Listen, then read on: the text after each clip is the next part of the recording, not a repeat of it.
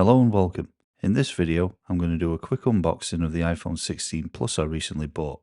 It's to replace my trusty old iPhone 11 that I've had for over 5 years and it's served me very well. I'm planning to do a comparison/review of the iPhone 16 versus the iPhone 11, so if there's something you would like me to cover specifically, please let me know in the comments below. As always, if you like the video, please tap the like button and consider subscribing and turning on the notification bell. Anyways, onto the unboxing. I bought the iPhone directly from Apple in the UK, and this is the box that they shipped the iPhone in. It did also come in a paper bag as well. There's nothing much to it on the outside, so let's open it up by pulling on this pull tab.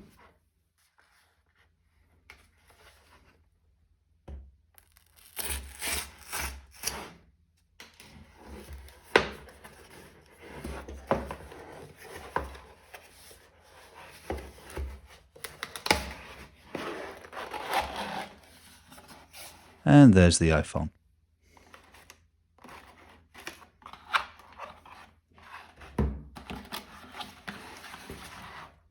Don't need that box now, chuck it one side. Taking a quick tour of the box, there's a picture on the front of the iPhone 16 Plus. I went for the black variant, which is what I normally go for. On the top, it has an Apple logo.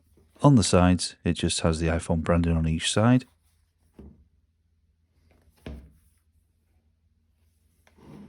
And another Apple logo on the bottom. The back has a load of text on it. And now to open it up, there are two pull tabs this time to get into the box.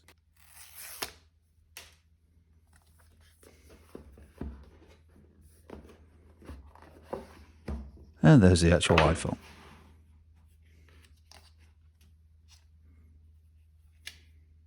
Let's see what else we got in the box with it. First, there's a USB-C to USB-C cable for charging. Next, a SIM card tray ejection tool.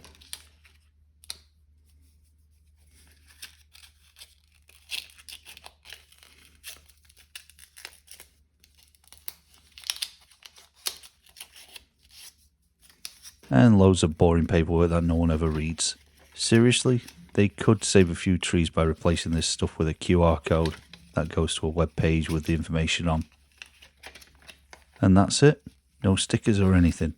I remember opening up my first iPhone, which was a 3G model, and that thing came packed with goodies.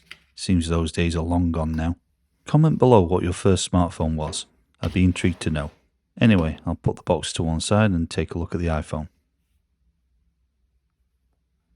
On the left side, there's the SIM card tray, volume controls, and the action button, which is new for the non-Pro models this time round.